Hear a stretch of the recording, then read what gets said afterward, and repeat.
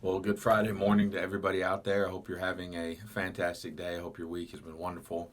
Wanted to bring you another Friendly Friday safety tip. And this tip is really a little bit more complex than our other ones, but I'll still kind of keep it brief. I know you don't have time to watch an extended video, especially before the weekend kicks off. But let's talk about safety policies versus safety procedures. A lot of people mix that up and they'll tell me, oh, I've got a safety policy for that. And okay, well, let me take a look at your safety policy. And then in that policy, it says there's a detailed list of how to do confined space entry, lockout, tag out, wearing proper PPE, all of the detailed regulatory compliance stuff are in that policy. It says we have and we do. But then when I ask for the procedures, they don't have it. Well, what are the procedures for putting on the PPE, or what are the procedures for getting the PPE, or what is the procedure for entering a confined space? It says you have a confined space permit program. Well, where's the permit? How do I obtain it? Who's in charge of it? Who's checking on it?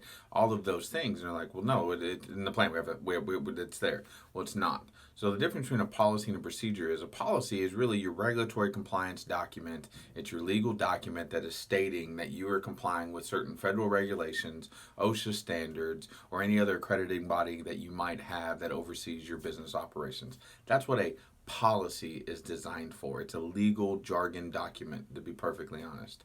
A procedure or a plan is a detailed method of how, who, what, where, when, why, all the above. And a procedure should be detailed, but it should also be as short and concise as possible. Don't add a bunch of extra language and lingo in it because people aren't going to read it.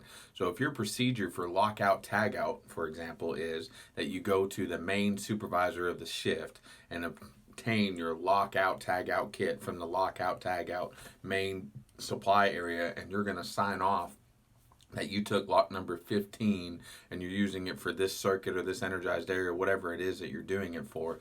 And then your next step in the procedure is to lock out the device, send in your copy of the lockout tag out slip to the supervisor so that they know who's all got a locked out item. Whatever the case is, whatever your actual procedure is, you define that in the procedure document.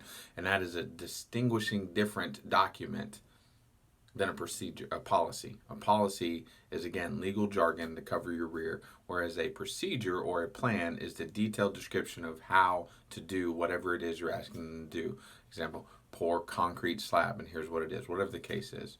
So, safety tip for this Friday is know the difference between a policy and a procedure, and make sure that you have detailed procedures that are as concise and simple as possible for your guys to do the safety job that your policy says that they should be doing. Your policy is not covering the procedure, it's covering your legal rear end.